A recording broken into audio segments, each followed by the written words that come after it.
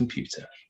You are recording or something like that. So then, like you were saying about the mech guys, man, yeah, those guys. Anyway, I don't know about that. I love them. But what you were saying was, you know, some people say, sometimes you'll hear it and people will say, be like, worse than Hitler. And you're often like, oh, come on. I think there are times where you just think, no, you're dead on, actually. Anyway, yeah, onto the podcast. Speaking of, I think it's really more of a boys from Brazil kind of situation where, like, we're just really seeing the fruits of the Dr. Mengele eugenics program really just taking off in a podcast called, in a podcast form, based around Middle Earth games. Yeah, Middle Earth Crisis needs to change the crisis to a K. They need to go full Warhammer. They need to change the crisis to a K, not only to differentiate themselves from the punk band that I think is already called Middle Earth Crisis. Great name. And is like, because you know, there's this punk band called Earth Crisis, and it's like, it's about environmentalism. It's a punk band about environmentalism, and then there's another punk band that's kind of riffing on that. To my understanding, I don't listen to any of these bands. And they just do songs about like Lord of the Rings. It's like punk band Lord of the Rings songs, right? Pretty cool. So in order to differentiate themselves, the Middle Earth Crisis podcast needs to go full Warhammer and change the C in Crisis to a K. Got you. And then they'll even be more the Mech Boys. Do you see what I'm saying? The Mech Boys. Mech Boys, yeah. Mech Boys. They could even change it to Middle Class Crisis and be MKK. And then change it to like Creator Class Crisis and then be KK.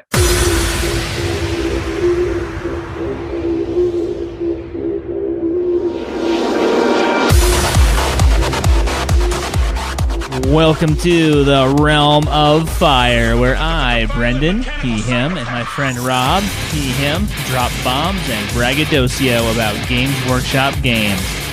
Content warning. This show is grown men dropping heavy-handed takes about toy soldiers. It's not to be taken too seriously.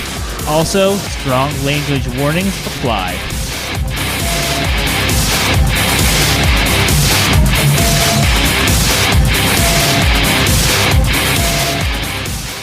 So, anyway. That's like Krusty's Colossal Carnival right there. That's my wife's favorite meme. Krusty's Colossal Carnival. So good. We went to the football the other day, and obviously the police over here don't have guns except for like special occasions, like birthdays. Well, hang on though. But hang on. Are you saying that there's a crazy just tie to crime constantly in the streets of the UK, and that I'm literally being stabbed right now. You can't see it, but I'm being stabbed right now. Are people just like running amok through the streets because I live in America and I've been told that like in order to protect against just like Dennis Hopper character style madness, the police need to be a paramilitary organization. Yeah, well, you know the film The Purge, they didn't bother releasing that over here because that's every day, bro. That's every day. Yes. But yes. Yeah, so we were going to the football and there were some police there and they had all the guns and everything, but they're also still just like tubby lads. And then I got in my head. But wait, what? They did have the guns? Yeah, they got guns. As I say, they have them for special occasions. Like football or your birthday or whatever. Great. Okay. And what is it? Someone said, gravy seals. That's the gravy seals, and that's just stuck with me. Just fat lads with guns, gravy seals. Gravy seals. Yeah. Oh yeah. Maybe fat lads with guns. Yeah, you know that actually would be a good name for a podcast. Honestly, I think you really hit on something there. Fat lads with guns. I would be on that podcast if somebody wants to start that. Like, just let me know. I would be on that. Yeah, that's excellent. I like that you put your retro Warhammer t-shirt on for the listeners at home. Brendan is wearing a Warhammer t-shirt. Look at that. Look at me. Look at me. Yeah, I'm wearing my Warhammer t-shirt while I'm recording a podcast. Yeah. There's nothing more Warhammer in my imagination than wearing a Warhammer t-shirt and recording a podcast about Warhammer nonetheless. So we should probably get to some of that Warhammer shit. Chat about that. I mean, that's probably why people are tuning in. Yeah, if I think about it for a second. I know, right? Fools. Shouldn't have else to do. Oh shit, before we do though, I need to update you on the weather because for the first time in my life we have a red weather warning here, which means threat to life, which we just don't get that. And like it's going to be hitting 100 and something here, which for us is like hell. Like this is like Istvan 5 or something. To be clear, it's hell here too. Yeah, we've just built this preposterous fucking society that pretends like it's not happening. Oh yeah. It's fine. It's absurd. Yeah, no, totally. I'm sure that in 10 years, when you and I are still doing the podcast and this whole climate change thing has been a complete hoax and the economy works, fascism has receded like a tide. I'm sure we'll just be laughing about this. You and I will be laughing. We'll be like, remember that time it got to be Oh, that was so silly. That was Boris Johnson's fault, but he's gone now. So. He's gone now. Well, there's a good thing going around at the moment. Do you remember when Alien versus Predator came out and the tagline was "Whoever wins, we lose"? That's like the Conservative Party conference leader thing. It's like whoever wins this debate, we lose. Are you suggesting, Rob, that Alien versus Predator AVP was the most prescient movie of its time? Because on some level, I feel like that's just the world now. No, if you want, that or Highlander. Yeah, there can be only one. There can be honest. I think Highlander just because it's like the best film ever made, so it's always applicable. It is very good. It is very good. Do you remember the bit with the swords? That bit's well good, dude. I once played. Do you remember the part where they fought swords? Oh man, that's my favorite part. So years ago, at one of the first Bring Out Your Lead shows, which is an old Hammer group sort of convention thing over here in the UK, a few people shout out to Paul Shorten and JB. What is his surname? Damn it, some French lad is always in White Dwarf these days. JB Smooth. JB Smooth. But anyway, they ran a Highlander-based rogue trader game where everyone had a immortal, which was like Inquisitor stats, and then a retinue of 2 to 3 people. And for the Kurgan, like at the beginning of the film where he's on the horse and he's in the bone armor, someone converted up a Morgan Ra, and he's got like the double-handed sword because he's got the bone armor and everything. It's fucking wicked. And his retinue were all the characters that Clancy Jones had played through the years. So like one was a giant mutant crab guy because he's Mr. Krabs from fucking SpongeBob. And like all the different things, it was a really good game. Like it was a lot of fun. It was very Gonzo 40k, like a lot of polystyrene and yogurt pops all over the table. But was it balanced? No, well, we brought in. How was the internal balance? The meta. We did a meta watch article about it. How did you make sure it was balanced and fair for everyone? I mean, it didn't, because he got shot immediately. Also, Ramirez was the. Do you remember the old Imperial Noble from Warhammer Quest? He's all like puffy sleeved and he's got the sword over his shoulder. Oh yeah. And like that was Ramirez, because that's just fucking Sean Connery. Dude, that is Ramirez. Since you pointed it out, that is Ramirez. Hey, do you remember Highlander 2? No, I haven't made it. I'm really excited about it coming out at some point. It's gonna be really good. Dude, Ramirez comes back from the dead. It's weird. Because he's an alien. Yeah. Yeah. Such a good movie. Such a good movie. I love that movie. We'll talk about Warhammer there. Boy, I think I'll watch it right now. Anyway, Warhammer. All right. So, dude, okay, be real. Have you built anything or painted anything recently? And be specific. Yes, I have. I have started. So I did a big list of all the shit that I own and what I'm in the middle of and everything, working out what I want to get done, what's the next thing. So what I've been doing is sort of getting to the end of some projects. So I finally got my Evil Lord of the Rings to 750 points, which just meant getting the Mouth of Sauron and the Witch King, assembling them, spraying them, painting them. Haven't painted them yet, but they're ready. This weekend is the Warhammer Paintathon, which I was like, I'm not going to do that. Just a load of people sat on Warhammer telly painting, and then I caught fucking COVID. So I'm isolating this weekend. So my plan is wake up early, put on Warhammer telly, and just sit in front of it and paint all weekend. So I've got the Witch King, Mouth of Sauron. I got the Free Hunters box, which I've assembled and sprayed, so they're ready to go. And that puts my good force at 750 points. The who? The Free Hunters. It's Aragorn, Gimli, and Legolas. Right. Okay. All right, but it's like specific versions of them. Yeah, they're running. They're getting off the boat and they're running. And then I also got, when I popped to Warhammer World last, to send you your copy of Thingy, Lost to Thank the you for that, Damned. by the way. No problem. I got the fucking Rose, the barmaid, and the Gaffer little set, and they come with some flower pots. And I love the idea of using those flower pots as objective markers. Like, so you've got like the Witch King and Aragorn fighting over some flowers, just like they're perfect. Dude, I love those sets. Yeah, those brilliant. Sets are so good, dude. Yeah, I love the kind of little just slice of life sets. Yeah. Oh, they're so good. The Hobbit sets. I'm so tempted just to get some Shire stuff, get the little, the little building, just the dog farmer Maggot and his dogs. It's just it's that thing that is missing from from Warhammer and fantasy games, I think in general, that needs to be lifted from historicals. If you ever look at a good historical game, they'll have like the battle at the front. And then at the back, they'll have the camp, and they'll have the camp followers and the little vignettes, the little people running away from the battle or the people looting the dead. And I think we could do that in 40k and Warhammer and Age of Sigmar to just give a bit of like life to the battlefields, if that makes sense. Like, it'd be cool. How would a Imperial army look with all the fucking menials behind? The imagery when you got all the guys in robes with the staffs and stuff and the cherubim flying around. Like, it looked well good. Or like Eldar with all the Wraith scuttling things. Imagine how many like Wraith devices follow the Eldar into battle.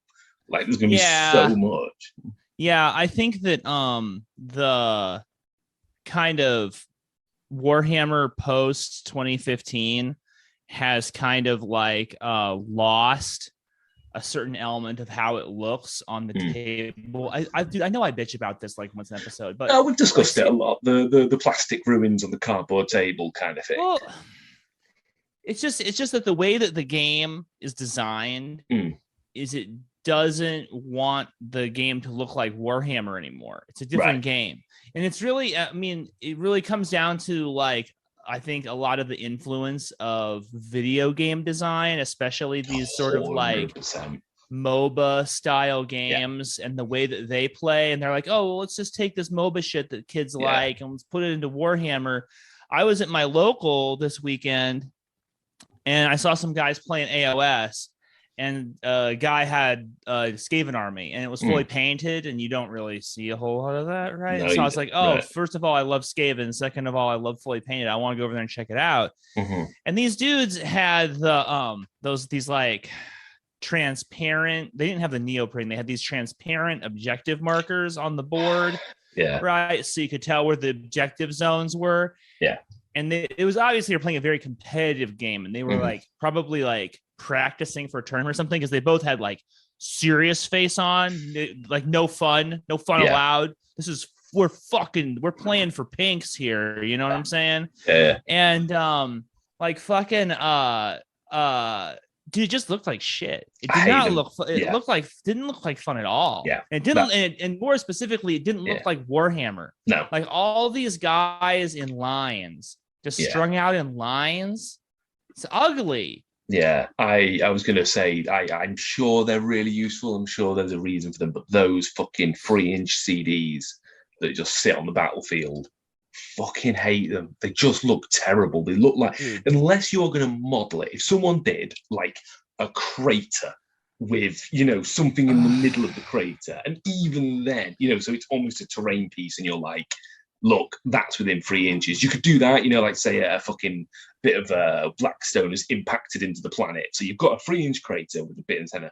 When it's just a flat bit of plastic, you're like, that is so shit. I absolutely but the thing is that I'm not even willing to like concede to the middle towards these neoprene ones that they do. Have you seen the neoprene ones? They're just flat. But then they have like glowing runes on them and shit because it looks like a fucking video game when you're walking through the video game and like fucking just all this mess of visual noise just going constantly to show that things are happening because you're like, or you're getting ADD from playing video games. I don't like the way it makes Warhammer look. It just looks like a big fucking mess. There's gonna be fucking numbers flying off them when you shoot them soon, so you know how much damage you're doing. I saw a picture, and I'm sure it's infamous, and it was a top-down shot from Adepticon maybe, and it was this battle where it was 40k grand tournament, and the two armies were 11 fucking Harlequin bikes each. Like, it's like a famous Yeah, that sounds like this year's Adepticon. Yeah, and they're facing each other corner to corner. There is identical terrain, the plastic ruins on both sides, neoprene mat, and then 3 of these bright blue globs on the board. And I was like, that is shit. That is, you might as well draw a map and just like be like, oh, my guy's moving over here, and my guy's like, that's as far away from Warhammer as one of those fucking tables in the Second World War where they're pushing, blocks around with those big sticks. Actually, that'd be cool. Right. That would be cool. There is a point where you can just sum Warhammer down to a completely intellectual exercise where you don't have figures and stuff. You could have like one of those board games that you buy that has like colored cubes and things like that. I mean, you could do that if you wanted. But I don't want to do that. That's not why I play Warhammer. And So anyway, enough whinging. We're definitely at a spot where there's like an inflection in the hobby, and GW man needs to fucking figure out who it wants to be, because I have no interest in that shit. No, I agree. And this is what I go back to when I talk to you about it as well. You don't play Games Workshop for the rules. Like, you're doing it wrong if you're playing Games Workshop. You play it for the story and the cool miniatures, right? You don't hold up 40k as a paragon of game design, do you, ever? Even if it's best, even if it's absolutely best, it's never been decent. But you play it for the fun game, which it can be a fun game, but you don't play it for the design. You don't say this is the peak way of playing a game. Well, I mean, I mean, there's a bigger conversation to be had there, and we should have it someday on the show. But so, did that all your hobby? Did you get more hobby done? We were in Lord of the Rings, and then we got. I started distracting you. That's right, and then Bearded Painter Darren, our friend, said online, "I've got some Orlocks going cheap." And I was like, fuck it, I've wanted a Necromunda gang for some time. So it was the box with all like the specialists in it. So the 2 leaders, the jump jet ones, and the doggos. So I assembled them. You're getting all the good shit. I'm not using them for Necromunda. I sort of am, and I know. We've had this whole chat. Like, if my friend who's got all the books and the cards, I'll play Necromunda with him, because then he'll be able to say, here's the book, here's the cards. Other than that, they're going to be for 1-page firefight. So I just need a box of the basic dudes, and then I've got like a full skirmish force for that. And then the heads that you're ordering, some cool like fucking leather daddy caps for them all. Yeah, your guys are going to be the John Travoltas of the Underhive, 100%. You're going to be. Are you going to be like the sweat hogs? No, they're going to be the rogues. They're going to be the rogues from the Warriors. The rogues. Oh, okay. Like, Warriors, come out to play.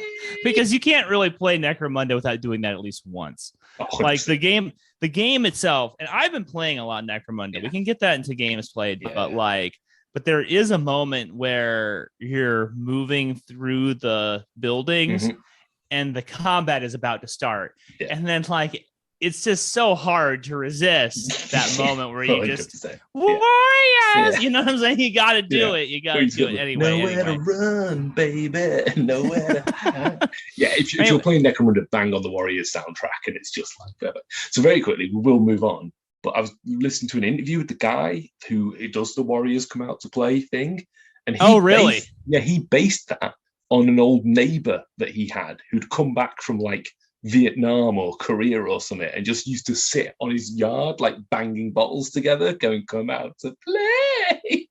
Imagine living next to that guy. Holy shit, that's dark. Yeah. That's fucking dark. Yeah, okay, I'm not going out to play. Oh man, wow, the horrors of Empire. Anyway, wow, that's real.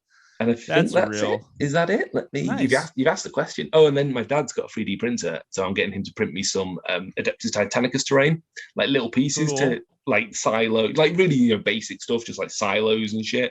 Because I've got a load of bluffs and cliffs, and I want to cover them in sort of like mining stuff. So there's a reason for the fighting around them, if that makes sense. Dude, we haven't had your dad on the show in a while. No, I know. Right? When is he going to come back on? I know. Lol. All right, good, great. So remember how I ordered my fucking Horus Heresy box and then they didn't send it to me? Yes. Well, so I ordered another Horus Heresy box so that I could assemble it because I got a new job and I have a week off between the new jobs, right? Excellent. So I wanted to build Horus Heresy models with that week off. And so I bought a second Horus Heresy box. Excellent. So for the last 2 weeks, I have been assembling Horus Heresy. I really wanted to paint my Horus Heresy box this week, my week off, but it was just too much shit to build. And it's today is Friday and my week off is almost over and I haven't painted a single damn thing. I haven't primed anything. I've just been building shit. Yeah. Because dude, I got super into fucking kit bashing. Okay, so long story. In 2020, when the pandemic hit, I was on this hardcore Horus Heresy jag.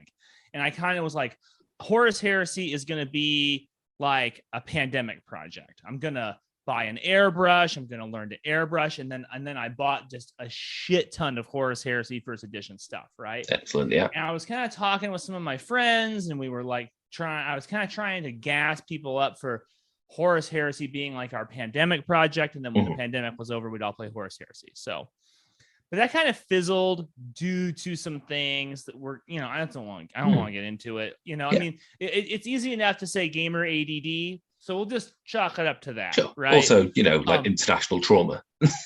Right. Like, everyone was going also through a lot of shit. Just like an unbelievable amount of horror going on in the background that's just kind of been rendered down into white noise that we hear constantly, like the screaming of the warp, but like we don't pay attention to anymore. Not as useful as the warp.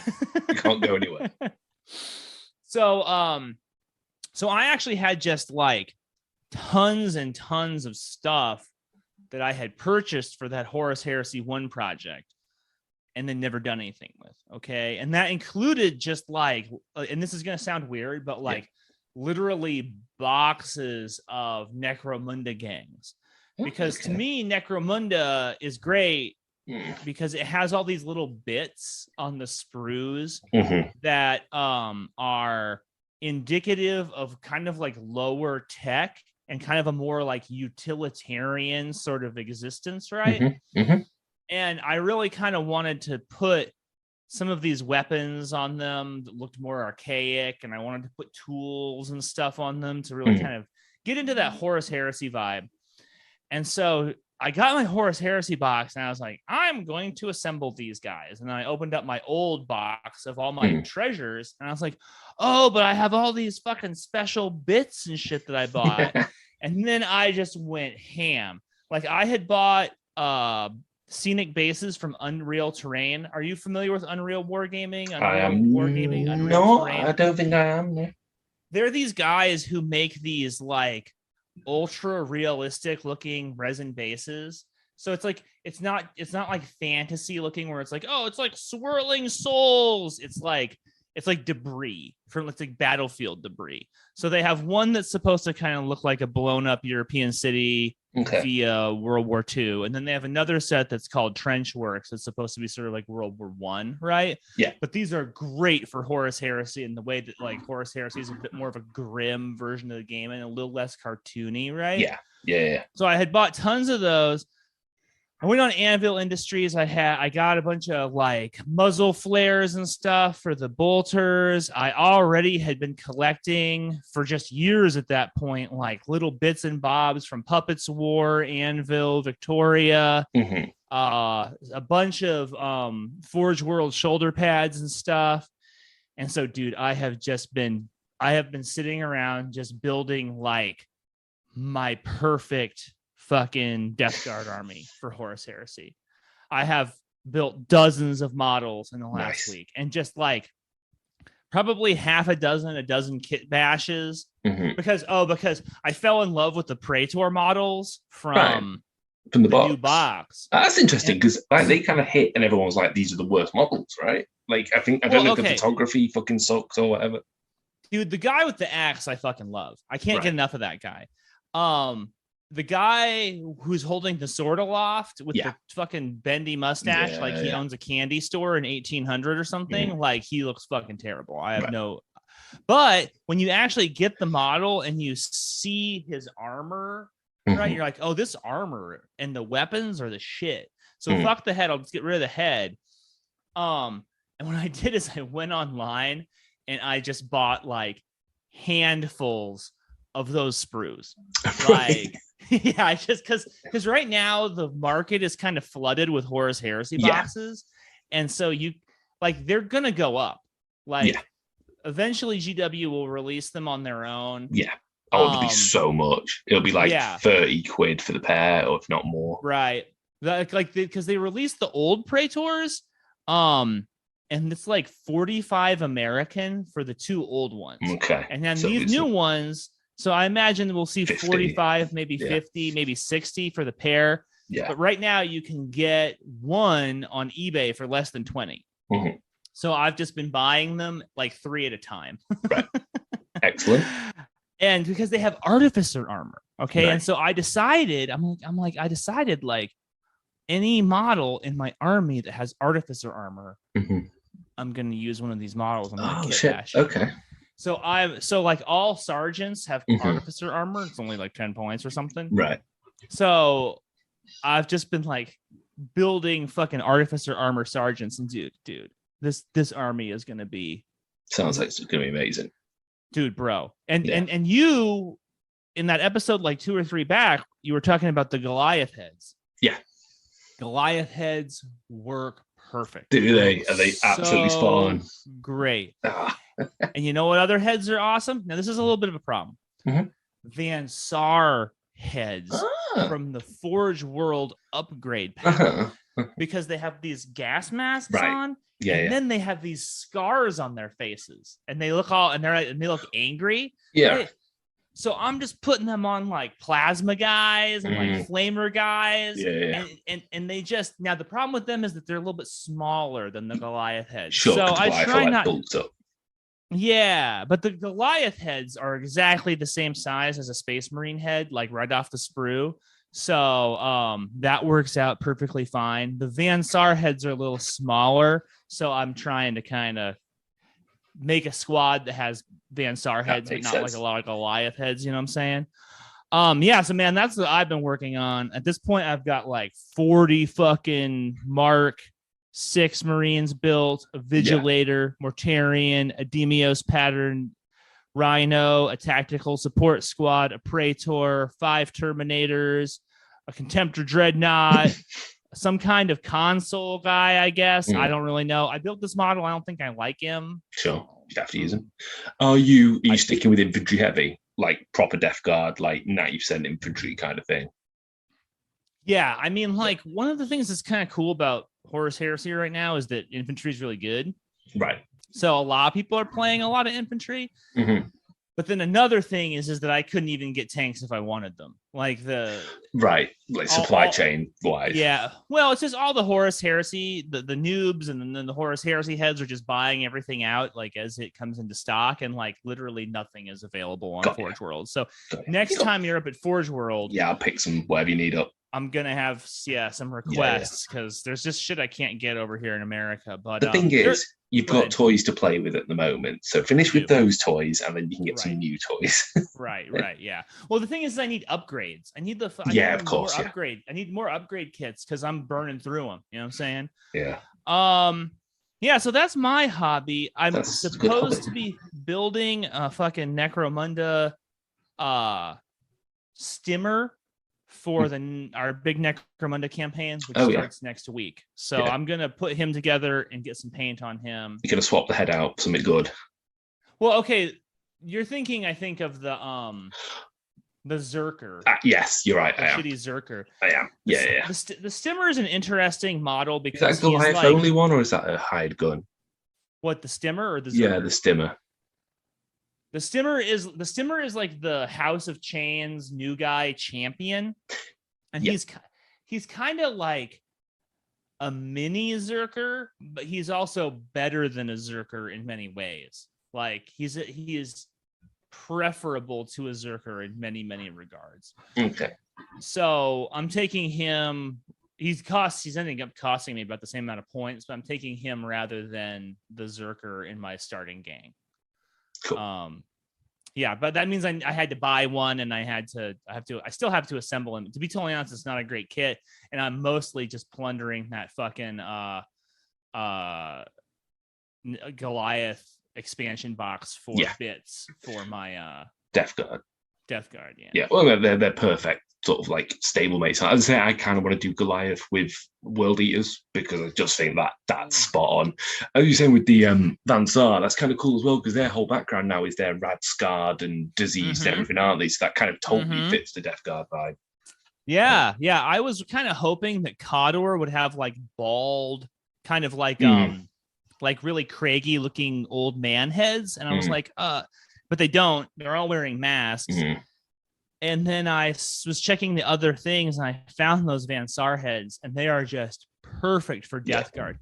There's even this guy who I swear to God looks like he was based on like Freddy Krueger. He looks like Robert Englund when Robert Englund has a beard and he has all these scars on his face and he's yelling. Cool. I'm like, this guy is fucking perfect. The Ash Wastes got any heads that would be useful? The new dudes, the Nomads, just thinking, because they're all kind of grossed up, I think. I don't know if they're too cowled or too like wrapped up in that. That's an interesting question. I was at the games shop and I was looking at the box, trying to kind of get a sense of like, if there was anything in there that was useful. And I was like, you know what? I need to look at the sprue because I suspect a lot of these torsos have the heads built onto them. I mean, like, maybe not, knowing how like GW does things now. Maybe the heads are all like 4 pieces. Yeah. You know, you never know what you're going to get. They're either going to be like fucking 5th ed lizard men and be a solid piece, or like, you got to glue the fucking scalp on or something. Yeah. Like, oh, this guy, because they all have these kind of like cowls, and you're like, either the head and the torso are one piece, and then you build on the arms and all the legs and shit, or the head and its cowl are like 6 pieces. Yeah. And will only go around one torso. You know, either way, they're useless to me. So I'm having a quick look now just to see, because they look like they've got some quite useful bits in terms of like backpacks and stuff and back banners. It looks like the heads are pretty. Oh no, the heads are separate. They're like little separate heads with rebreather masks and stuff. They could be pretty useful. Oh, really? Yeah. Oh, yeah, well, shit! I'm gonna have to fucking take a look at that. Yeah, the heads are take a look at that. All separate pieces, and you plug them into any body, so they would be perfect for Death Guard in terms of like almost a knockback to the fucking Dusk Raiders style of guys. Yeah, I mean the thing is that like I like Dusk Raider style of guys, but in the lore, fucking Mortarion purged those fucks. Yeah. So I really want my guys to be Barbaran, but like. I don't know. I feel like there's some kind of mixed signals in my hobby. Here, I'm sending over on WhatsApp. I'm sending you some pictures of some shit I'm working on. Cool. So you can kind of like take a look. You can take a look at some. Oh yeah, I see. Yes. Some of my. Is there anything more Death Guardy than a big chainy scythe? Yeah, because you can get the power scythe as like a free upgrade. Yeah, they're wicked. Yeah, the guy with the double-handed axe is a really good model, actually, isn't he? Dude, that model is so fucking sick. And like to be totally honest, like one of my friends, Dustin, who clearly doesn't have any fucking faith in me, he's all like, I don't know why you bought so many of those Praetor guys. They're all like monopose. Are you sure you're gonna be able to like they aren't gonna look monopose? And I was like, fool, like you just gotta do some cutting on them. Yeah. No, they look great. Yeah, you can do like so much great shit with these new kits, dude. Yeah, that's wicked. Especially because one of them is one right now that I really end up not liking. I'm kind of like, I'm sure this is great radio, but they're really good. You should put these on a Discord actually, and have it like because basically you've got knockbacks to fucking Typhus there, haven't you? The guy, the Praetor with the axe and stuff like that's the Typhus, the original Typhus pose. Yeah. I actually was in my locker getting out some of my treasures, and I found this old Typhus, the old one. From when he was metal. This is a resin version, or this is like a fail cast version of the metal one. You can't really get the metal one anymore. It's very hard to get, but like you can't get the Callus Typhon model on Forge World right now. And I was like, I know that there's like a lot of heresy guys who would probably get all like pretty twisted up if I tried to play with this model, but like at the same time, I don't feel like he's that bad. No, also he's been corrupted by Nurgle, so the armor mark doesn't matter. I mean, you could always say like, oh, this is like right when he gets off the boat at the Siege of Terra, Yeah. he like When he's got everybody's the like destroyer hive. Exactly. Well, he has that. By the time he gets to Terra, by the time he gets to Terra, he is fully as we know him. Like he's totally right. Gross. And at that point, plague marines are a thing and stuff Yeah. too. I'm definitely with my Legion making them kind of more like mid heresy. Right. They're not like early heresy. I'm gonna do some Mark III Marines, but mostly Mark IV and Mark VI. Have you seen latest White Dwarf? They're doing a multi-issue project thing, like Tale of Four Gamers, and it's the Siege of Barbarous. Basically, yeah. So they're doing basically while the Siege of Terror is going on, and Lionel Johnson's like doing his Vengeance Crusade. They're doing armies based on that. So there's like free loyalist group. There's someone's doing Dark Angels with like survivors from the Raven Guard and Space Wolves, and then the other side is Death Guard, but they're like the home garrison, so they're way less corrupted than the ones who go off to the Eisenstein and like the ones who get stuck in the warp. So they are more the old school Death Guard, supported by Iron Warriors who got shattered at a battle and then fled to Barbarous. So they're doing a kind of historical game. I'm doing historical as air quotes, obviously, because it's not real. But like, and I know we say it every episode, but that is the coolest thing about Heresy, that you get to do that. Actually, I'm going to do this segment and this fight kind of thing.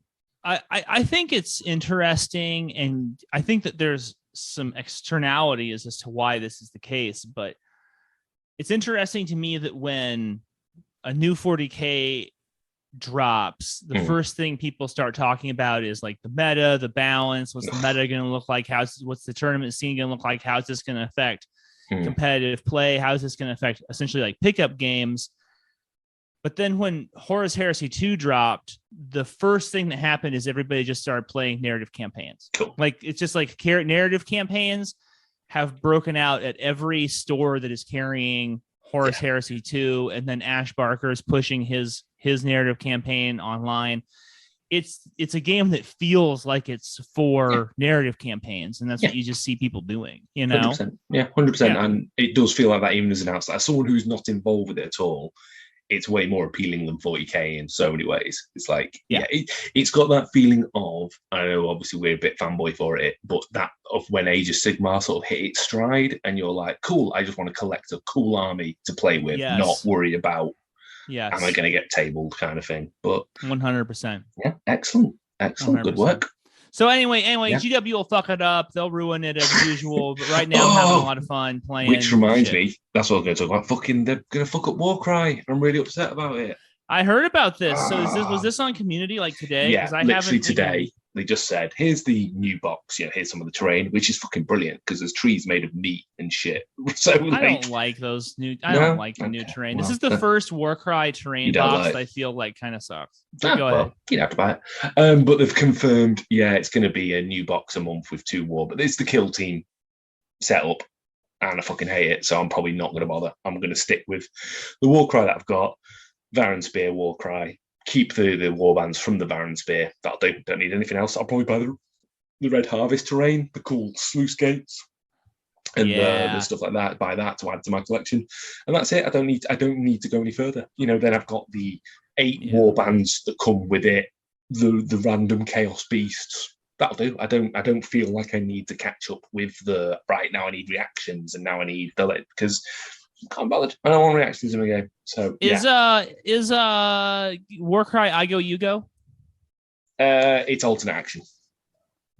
What does that mean? You pick a model, they pick a model. You pick a model, they pick a model. So when but you can pick your opponent's model. No. So when I hear I go you go, I feel that in my head means I move my army, I do my turn. Then you do your turn. Then I do my turn. No, this is more Necromunda. I activate one model. You activate one model. I activate one model. You're really right. You don't need reactions in that. Not at all. That alternate activation ends the need for Overwatch. It ends the need for reactions because the whole point is you'll react. You've got time to react next time. So I'm upset that they're layering on more complexity. I know it's just one thing, but it is just another layer of unnecessary complexity. And they're going to start pumping out releases, and I'm not going to want to catch up. So Warcry for me is up to this year. Like, Red Harvest was the last release. I can ignore. Actually, there's 10 warbands because there's also the Tarantulas Brood and the Dark Oath. So that's 10 Chaos warbands. Yeah. That's enough. I'm not going to collect more than that. Fucking hell. So yeah, kind of. I'm a bit upset. Not upset because it's toys, but I'm a bit like, it's a shame they've gone for that model. But it's also saved me 100 odd quid. So there you go. Yeah.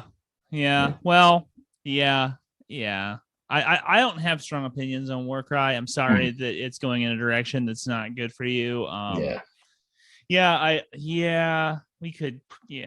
It's just annoying. It's just genuinely annoying when they're onto a good thing, and then they do that. It'd be like if you started to change Necromunda and be like, right now you get all these different kill zones for Necromunda. Kind of how when it first launched, actually. And it's a bit like, here's 28 different kill zones and you've got to catch up. And he's like, no, I just want to take my time. I just want to take my time and just do this is the thing, right? Like Warcry and Kill Team both seemed at their launch like they were games that had this kind of like, they're going to be very competitive, but they're also going to have this cool narrative element. So you can play them either way. You can either go to a Warcry tournament and it'll be very tight and balanced, or you can play a crazy Warcry campaign. And I'm like, at this point, I just don't trust GW to get it right when they're trying to have the best of both worlds anymore. Yeah.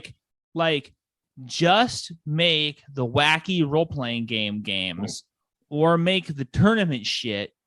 And I can just buy the wacky role-playing games and avoid the tournament shit, and it'll just be easy. It's just easy that way, Yeah, and it's annoying because Warcry, I think it launched because it was quite a narrative one because it had the inbuilt campaign stuff, and that was one of the selling points was you can play a campaign, but you don't need to sit with the same people every time. It's got an individual campaign monitor kind of thing, right?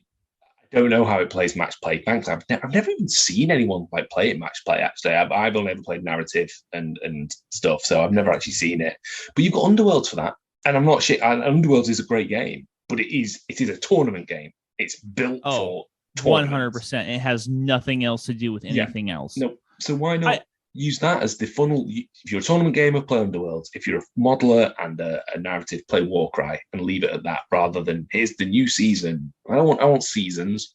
It's not a sport. I don't want seasons. It's so strange to me because I echo entirely what it is you're saying, which is I never really see people playing these games. Interestingly, I see people playing Warcry quite a bit, but I never see them playing this kind of like league-oriented Warcry. And this whole notion that they were that I really got very strongly when second edition Kill Team dropped, that they were trying to build a Kill Team scene. Yeah, like that it has never manifested. I just don't see it. I don't hear about it. As far as I'm concerned, like Kill Team 2 is a big failure because I never see anybody engaging with it. I never hear about anybody engaging with it. Yeah. But is it a success on their end? I think it is because it comes with brilliant model. I think that part of it is because it launched, you get these sets which have fantastic models in, which you want to just taste it. They've got the Eldar Corsairs, they've got the Traitor Guard, they've got the Death Korps Krieg. So it's kind of their way of being able to do a small release without much. So I think sales wise, I think it's a big success because actually people do buy it for the models, and you can buy the rule books for a $5 off at eBay. I think that's always a good sign. If you can buy the rule books for like a $5, it's actually been a success because basically everyone's bought it for the models kind of thing. But as people are just like buying Corsair boxes and then they're just throwing out they're just like, you know what? I'm never going to play Kill Team. I just want Corsairs. It's difficult to know as well because, I mean, to be fair, last time I was in Warhammer World, there was a Kill Team tournament going on. So how many people were playing? Good amount. The room was filled. So 40 odd, I'd say. So I don't know. I don't know what the measurements are. And weirdly, I always joke about how original Necromunda was just Necromunda and Outlanders, but there are times you do wish GW would release a game and just let it go. Not, and I think there's a balance between releasing a game and then it's dead, but releasing a game and then just supporting it through articles. You don't actually need more and more. You can just add to it. You know, I've not said that very well, but I do think the slow. No, I see what you're saying. Release, you know what I mean? Just like, this is fine. This is enough for you to play with, dude. And I mean, this is just what makes us sound like old losers or whatever. But like the pace of GW, it used to be easier to keep up with. Yeah. Like, and I think that on some level, like 40K as a game, if it existed the way it exists now with stratagems and rerolls and a bunch of dumb crap that is not enjoyable, it would still be more successful for a person like me if it just was slower. You know, if it wasn't just like this constant onslaught of shit that comes out every month, and I literally have no ability to keep track with what the game is doing unless I am sprinting alongside it, you know. And I've lost track of the lore as well. And that's kind of sad, because I always thought I was a lore guy, and now I'm like, I don't feel like 40K really has lore. You know what's interesting, right? You know what's interesting? Do you have your collection on hand? Do you have your books on hand? I don't, but let me have a little think. So let me see here. Let me see. I think this is in the I think the thing I'm about to fucking reference is in the 3rd edition book. The worst edition. The worst edition. Maybe it's not, because you know this is oh man, this was such a fun game. God damn. Flipping through it, and it's just such a fucking fun game. I had so much fun with this. Fun game for children, yeah, sure. What? 3rd ed was such a dumb down. Like, okay, so I'm buzzing out my 4th edition book. Okay. Mm-hmm. And I'm like trying to find this particular. This is also great radio. People love brilliant this. radio. People love hearing me flip through a book, and I'm looking at the Scions of the Imperium, a bunch of John Blanchard, and you can sit here and be like, "Oh, John Blanchard's better" or whatever. Oh, okay. So here we go. This is the 5th edition core book. I wonder what my 4th edition is. Is that not 4th edition? I don't know. Yeah, sure. In one of those editions. Anyway, my 5th edition core book. And there's a big fucking timeline. And it's like this in 4th edition too. There's they put a timeline in the book. And it starts on page like 122, and they carry it all the way to the end, right? And it ends on page 125, and it says the waning, right? And this is interesting in the 4th and 5th edition books, because like 5th edition came out after the millennium, obviously, but the 4th edition was still kind of caught up in that premillennial tension. And it says here, the waning, the Imperium's military is exhausted by the redemption crusades. World after world and system after system fall to orc invasion, chaos, insurgents, internal strife, anarchy is rife. Ever more systems are turned over to the direct governance of Space Marine chapters to preserve stability. And what's interesting about the game at this point is that it's still about an apocalypse. Yeah. It's about an ending. There's the idea is kind of like when you're playing Vampire the Masquerade in the 90s and you're playing the end. You're not playing like just a chapter in an ongoing story that's going to go ad infinitum forever. The story that you are playing is, this is it. You know, and there is this idea that like, oh no, you can't win, and there is this finality. And the fact that 40K has kind of scrubbed that out of the story, and that like, oh, a new hope. Oh, we're just going for, oh, the fucking Malleus Kickatrix, whatever. It's just kind of like, I don't like that as much. That's what it all comes down to. I don't like that as much. I like it better that you were playing the End of Days before. I kind of get that. The 1 minute to midnight thing, that's where it was always set. 40K was always set at the last minute before midnight. The problem is, it's like fucking Groundhog Day. If you're forever at the last minute to midnight, the peril goes. And you're like, oh, the Imperium's shrinking again. Is it? There's no actual proof that you know what I mean? Like, it became that thing of, well, chaos is going to take over. I mean, is it? Because Abaddon keeps getting his ass handed to him. So, like, Right. they never quite, I don't think they've ever really got over the apocalyptic element. What I would prefer 40k to be personally, and as we said, this is I don't like that thing, is I would prefer the Empire to not be in jeopardy, just be collapsing from the inside, if that makes sense. Play into a lot more of imperial factionalism, strife, corruption. Don't do it as the cicatrix maledictum, which splits the universe in half. Just have it that eventually the empires collapse. You could even have a fake emperor pop up, kind of like the fake popes or the Roman emperors. How cool would that be if a load of, rather than just going, oh, big warp storm, a load of human worlds just went, actually no, we don't believe in Terran rule, we're under Baal, or we're under Armageddon or something. And you could do a lot more with it than just constantly you're gonna die, because eventually you're just like, well, I'm not, though. Well, it's fine. Okay. So to me, this is the problem. This is one of the main problems with where Warhammer is intellectually, is that it fixates entirely on that red band right at the end. And it says, you're either playing Horus Heresy, which is 10,000 years ago, or you're playing now in this red band. And this 10,000 year gap in the middle is a big nothing burger where nothing happens.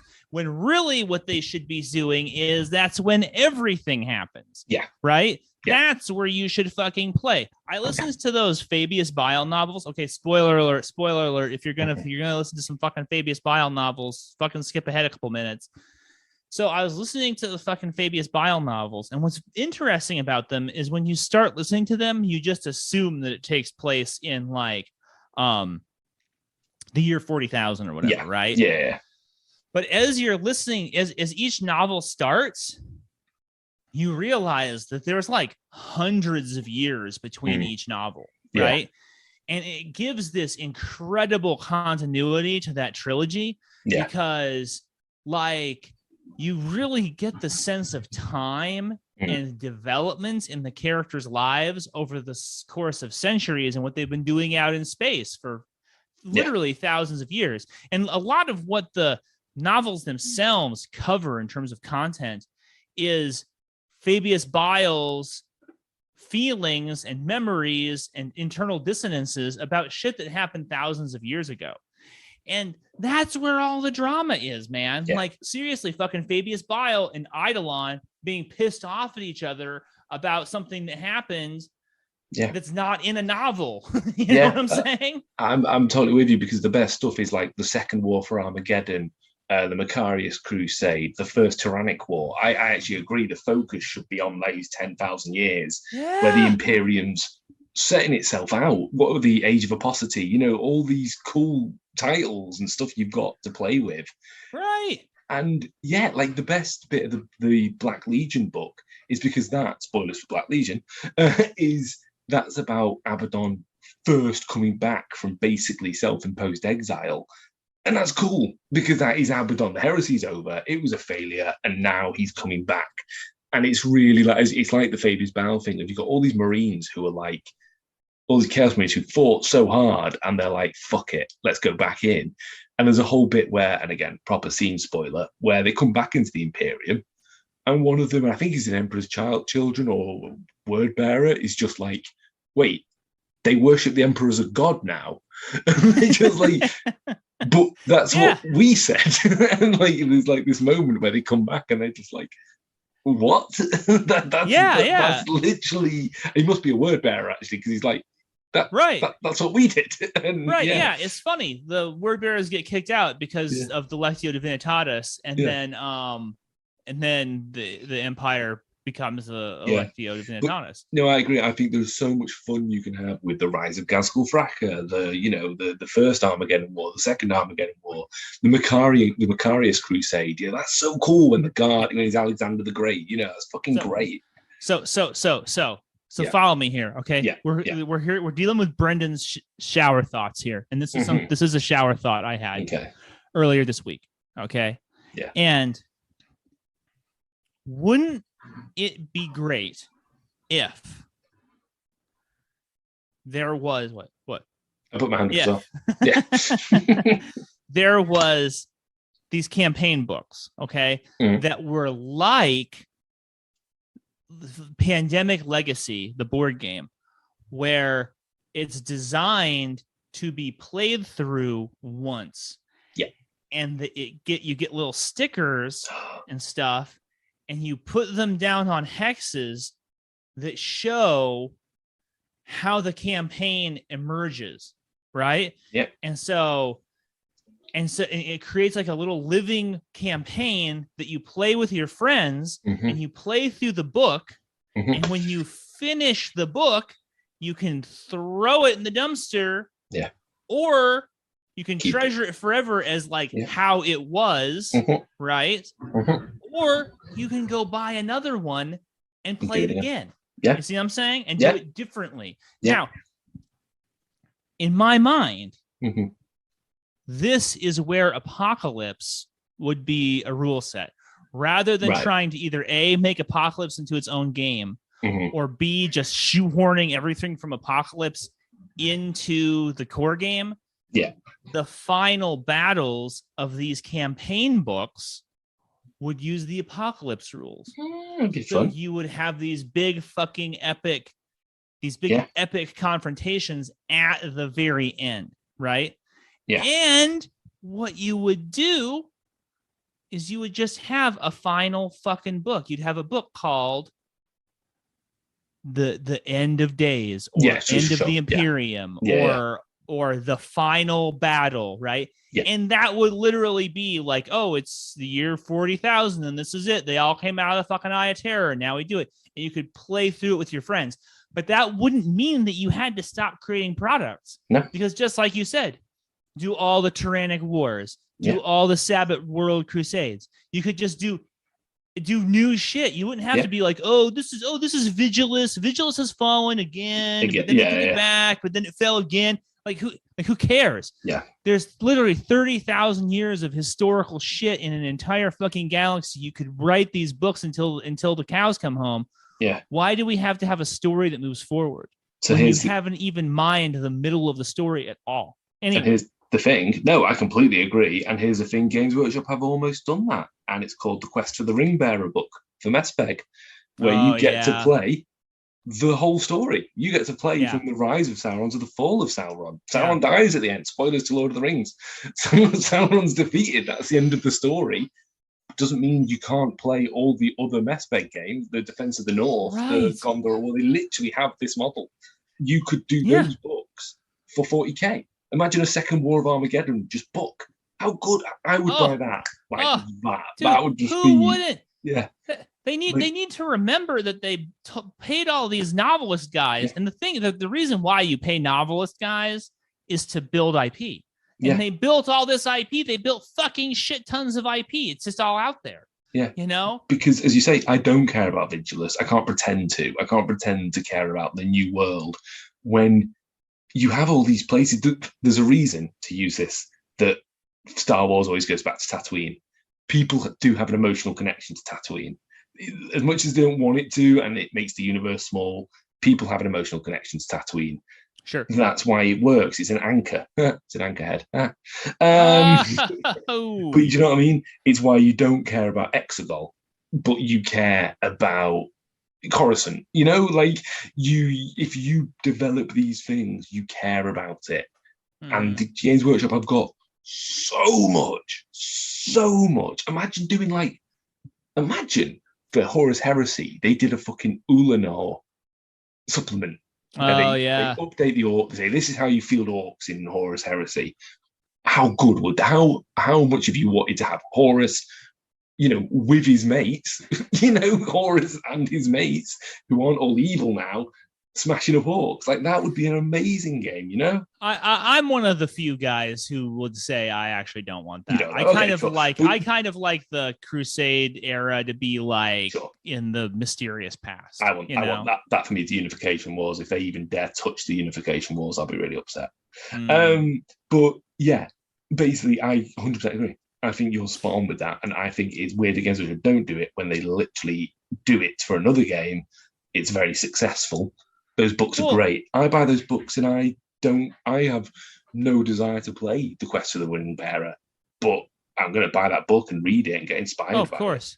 Oh, it's such a great book. I buy all the Middle Earth books to have because they're great books. Yeah. And to be totally honest, man, same with Necromunda. Same with the giant sprawling role-playing game that is Necromunda. It's a completely worthwhile, just gonzo game that you can sit there and you can pick apart and make the game that you want to make.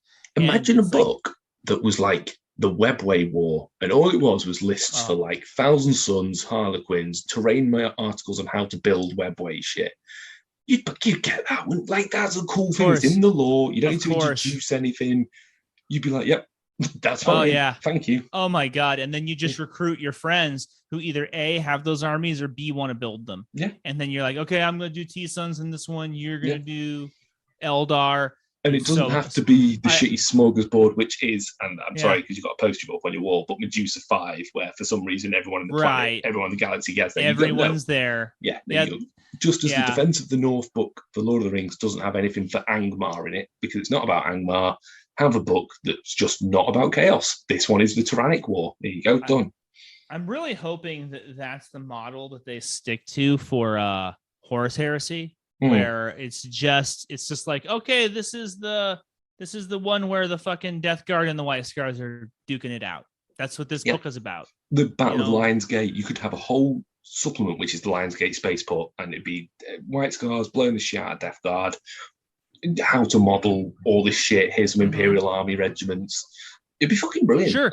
Yeah, and then maybe there's like 2 fucking sheets in there that are like, oh, here's some special unit that was there.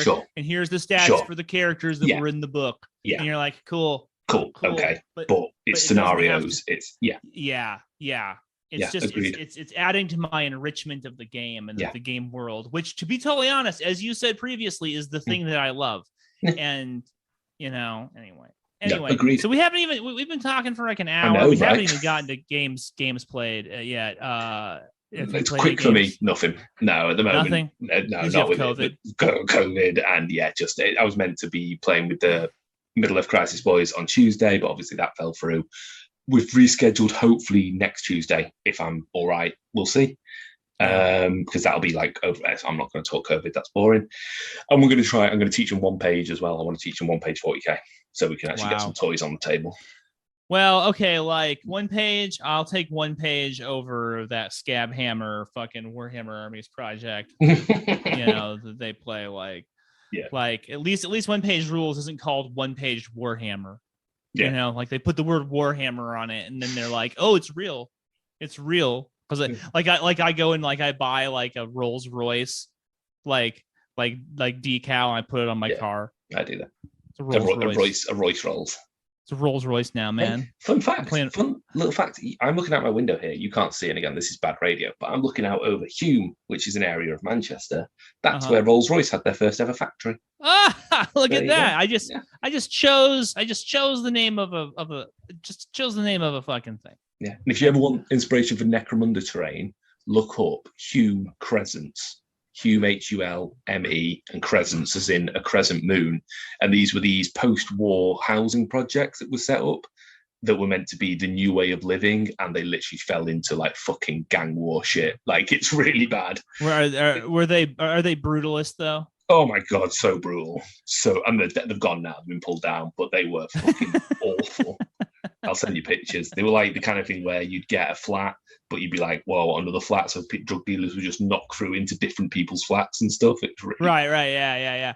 Like Candyman shit. Because you know what? I think that the fucking the book Candyman, because it's not called Candyman, it's called something else. Okay, and it's Clive Barker, and it was written. It took place in the UK in the Clive Barker version. And it's just the American version takes place in Cabrini Green, which was our version of that. We had that, but it was called Cabrini Green. I always forget he's British. I always forget that Clive Barker's British. Yeah. I don't know. I think because the films are so Clive Barker. You know what I mean? Like when you think Clive Barker, you think Hellraiser. Even though I always think he's British. Right. Have you played any games? Yes, I played some fucking Necromunda and I lost. We played the one where it's like I can't remember what they call it, like ambush, and it's like all my shit was in the middle of the table, And then I had to try and get guys off the table before they were taken out of action. And the more guys I could get, if I got more guys off the board than got taken out of action, then I won. I did not win. Yeah. My opponent was playing Van Sar and got 3 guys out of action. Dude, okay, so he's playing this new fucking guy who's like unbelievably good at hand-to-hand combat. They took it, they fucking somehow were like, oh, let's make Van Sar also good at hand-to-hand. And so the way that mission works is I put down my guys, then he puts down his guys, then I get one guy, or I get a random amount of guys that then I can place down wherever I want. And then he gets the first turn. He gets the first activation. He gets D3 activations.